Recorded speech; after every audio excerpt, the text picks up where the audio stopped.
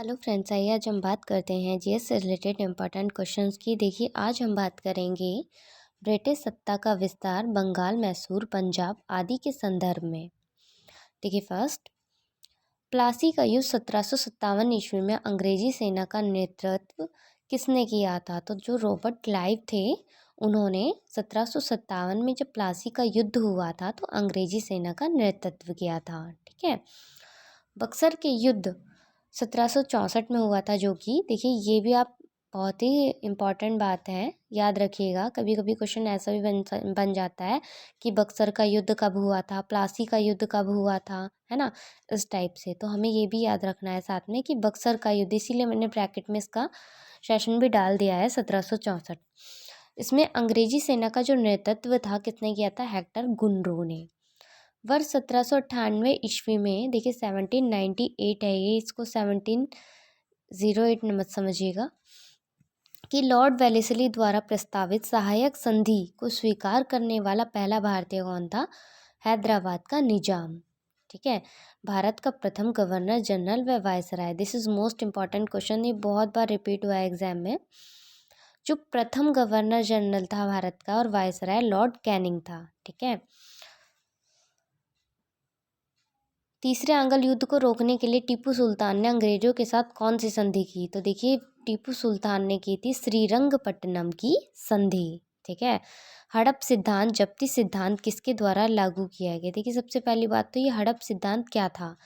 इस हड़प सिद्धांत में ये नीति थी अंग्रेजों की कि जो भारतीय राज्य थे उन पर जबरन कब्जा करने की। ठीक है। जो ये स्टार्ट करी थी, लागू की थी, डलहौजी ने की थी। ठीक है। किस सिख गुरु ने फारसी में जफरनामा लिखा? तो वो थे गुरु गोविंद सिंह जी। इंडिया में डाक व्यवस्था शुरू करने वाला ब्रिटिश जनरल कौन था? देखिए, सबसे मोस्ट इम्पॉर्टेंट, देखिए मैं बहुत ही इम्पॉर्टेंट क्वेश्चंस लेकर आ रही हूँ आपके लिए। जो डाक व्यवस्था थी हमारे भारत में, सबसे पहले लॉर्ड डलहौजी के द्वारा शुरू की गई थी। ठीक है।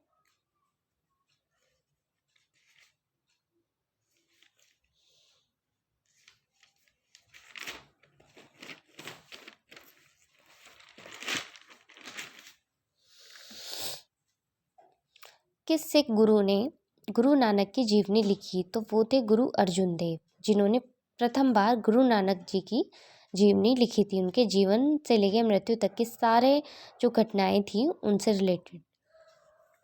सिखों के सैन्य संप्रदाय खालसा ग्रंथ का प्रवर्तन किसने किया था? तो गुरु गोविंद सिंह जी ने ही।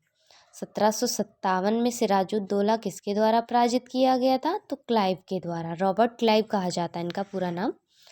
किसने लॉर्ड वेलेस्ली के साथ सहायक संधि पर हस्ताक्षर किए? तो किए थे हैदराबाद के निज़ाम ने, अवध के नवाब ने और मैसूर के राजा ने।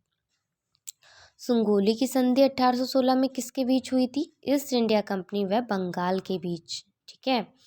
सॉरी, ये बंगाल नहीं, नेपाल के बीच हुई थी। ये गलती से मैंने बंगाल लिख दिया था। टीपू सुल्तान की जो मृत्यु थी वो 1799 में कहाँ पे हुई थी? देखिए, श्रीरंगपट्टनम में। और श्रीरंगपट्टनम ही एक संधि करी थी टीपू सुल्तान ने अंग्रेजों के साथ भी। हड़प नीति के अंतर्गत कौन से भारतीय राज्य कब्जे में किए गए? सर्वप्रथम तो झांसी, नागपुर और सतारा, ये 3 ऐसे राज्य थे जिनको हड़प नीति के अंतर्गत ब्रिटिशों ने, अंग्रेजों ने हड़प लिया था, अपने कब्जे में कर लिया था। चलिए, थैंक्स।